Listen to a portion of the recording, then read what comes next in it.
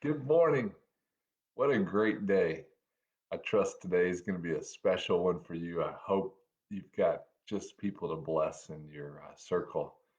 Our neighbors have recently been diagnosed with COVID and are struggling with that. And I know that's going on in a lot of people's lives, that anxiety and anxiousness from that. So be a light to your world wherever it is today and see if you might encourage people in their place, wherever that might be. There's a story in John chapter 4 where Jesus was walking about, and it says he was wearied from his travels. He was tired. He was ready for a break, and he stopped at a place called Jacob's Well to take a break and get some water to kind of hydrate, as they say. And I can imagine that just after him walking about, a great blessing to his body would be a glass of water or just something to energize him. And then this woman came and they started having this conversation. And so when you read John chapter 4 today, it will cause you to wonder, did Jesus go there to dispense some water or to receive some water? And I guess it's probably a little bit of both.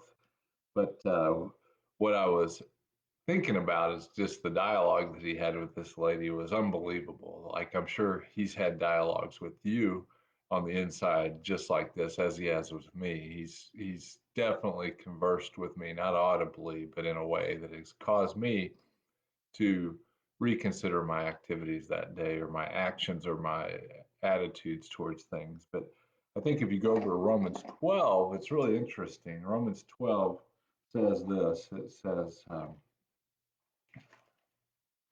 well, I'll find it here real quick, and then I'll be able to tell you what it says. This is Paul. He says, therefore, I urge you, brothers, by the mercies of God, to present your body, this thing, as a living and holy sacrifice that's acceptable to God, which is your spiritual service of worship. Paul is saying the way we worship God is we take our inner man, which is our soul and spirit. Our soul is our unique personality, our mind, our will, and our emotions. And our spirit is our connectedness to God. So our soul and spirit are our inner man. He's saying, when we let that inner man work through this body, that's worshiping God. That's what Paul says in Romans 12:1. Well, Jesus in John 4, when he's talking to this woman, he says to her, he says, but an hour is coming, and now is, when true worshipers will worship the Father in spirit and in truth. People were used to worship being this assembly of people where you sing and dance and do all these things. And Jesus is saying worship is going to change. It's going to be an internal thing and not this external thing. And he said, the hour is coming and now is.